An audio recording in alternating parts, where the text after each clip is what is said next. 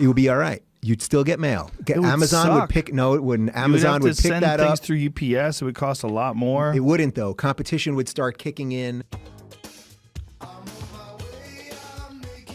If the high taxes worked, then why don't more people have jobs? And then house prices maybe would drop because more people would afford houses, and then competition would kick in. But none of it works. And by the way, at the same time, if the government is raising money by taxing things that are bad for you, they need you to drink a certain amount of things that are bad for you, right? It doesn't like make if any they keep raising money by raising taxes on cigarettes, well, then they need more people to smoke. It's like it's completely backward. And between UPS and FedEx and Amazon and drones and blah, blah, blah, and DHL, they'd all start, it would probably drop prices. I think competition is still the answer, but I do think we agree that where competition works, Yeah. it is the answer. But if you are truly a free marketeer, you should know about market failure. Free market everything, and that will, generation after generation, just allow more and more freedom. You could make I think you can make a very sound argument that competition would force people to do better work. Like if you're a plumber, you have a vested interest in doing the best plumbing job you can so that people will rate you on Yelp so that you will get more work. I lay out in the book, I'm for a flat tax. I would have everybody. I read that to Kelly 5 times because I don't think she thought that's where you land.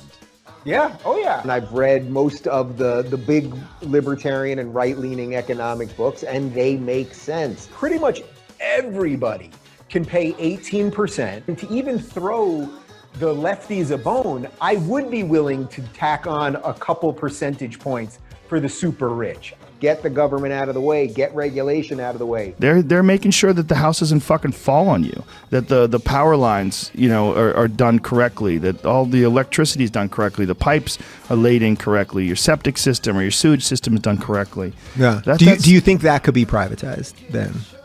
See, because again, I just think it's an interesting regulations. Yeah. How would it? You cut taxes on me, congratulations. What can I do? Hire more people, buy better equipment, et cetera, et cetera. I know this as a small businessman now. If I had been being taxed higher right now, I had massive capital costs to build this studio and do all this stuff. But that's the confusion for me, Dave, because those capital expenses are tax deductible. So if the tax rate goes up for you as an individual, if you've got pass-through income, or for the business tax rate, it doesn't matter what the business tax rate is if you want to spend money on capital, because you don't pay taxes on that. Actually, it encourages you to spend money on capital to have a higher tax rate. Conservatives and libertarians believe in reality. Conservatives and libertarians believe in math.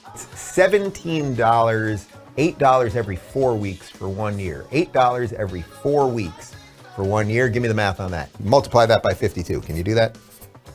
8 times 52? Somebody help me here. It's about $400. It seems like it's about $400. We have literally no money. How much debt are we in right now? Trillions and trillions of dollars, and it's going up. I think we just signed another $2.2 trillion stimulus. It's like, can I whisper how we get out? I mean, it's called war.